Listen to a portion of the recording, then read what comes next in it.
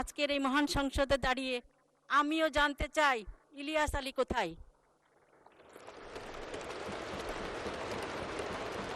এই পর্যায়ে আলোচনায় অংশগ্রহণ করবেন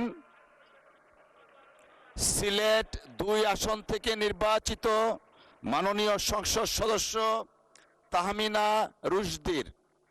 ধন্যবাদ। বিসমিল্লাহির রহমানির রহিম। আপনার সময় ৬ মিনিট।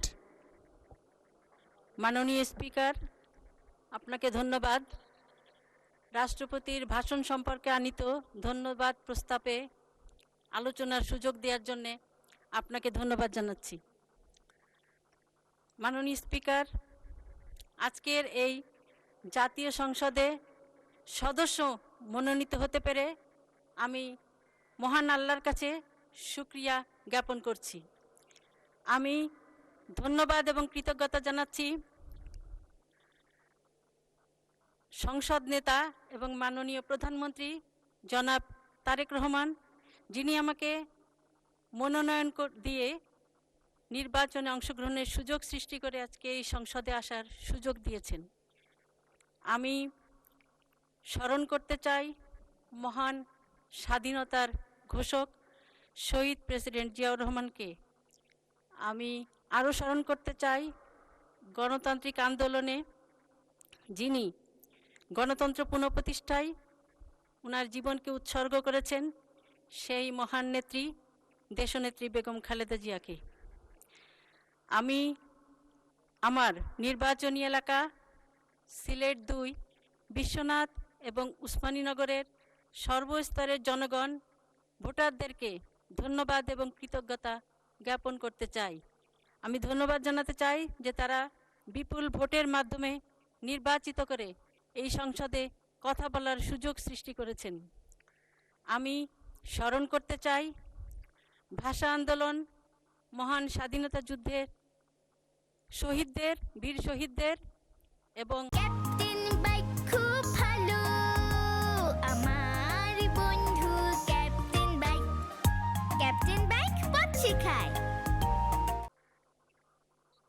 বিগত ১৭ বছরের ফ্যাসিস্ট আন্দোলনে ইলিয়াস আলী সহ সকল গুম এবং খুন হওয়া সেই সব নেতাদের, জুলাই যোদ্ধা, জুলাই শহীদদের আমি স্মরণ করতে চাই উসমান হাদিকে।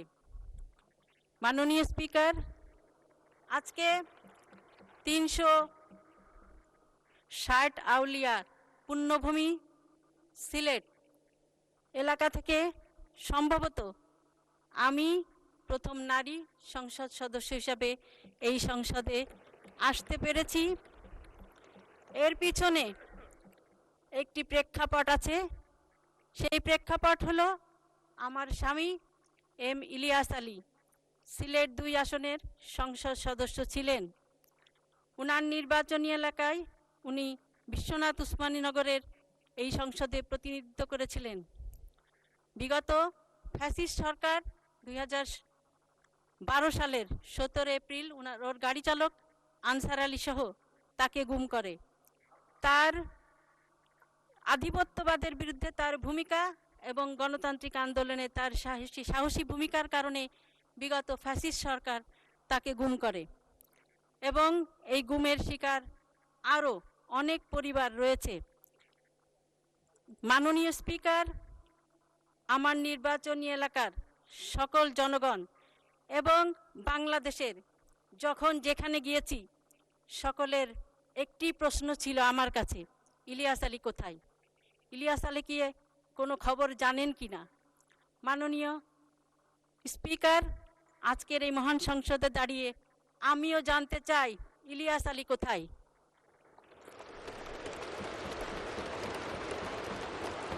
আমার মতো আরও গুম হওয়া দিনার, জুনেদ, আনসার আলী এবং সুমন, পারভেজ সহ আরও যারা গুম হয়েছেন তাদের পরিবারের সদস্যরাও জানতে চায় তাদের সন্তান কোথায়। আমরা ফ্যাসিবাদ মুক্ত হয়েছি ১ বছরেরও বেশি সময়, প্রায় ১.৫ বছরের কাছাকাছি। আমরা এখনো জানি না আমাদের স্বজন কোথায়। আমরা বিভিন্নভাবে বিভিন্ন জায়গায় তাদেরকে নিয়ে কথা বলেছি, কিন্তু আমরা এখনো জানি না যে তাদের অবস্থান কি, তাদের পরিণতি কি।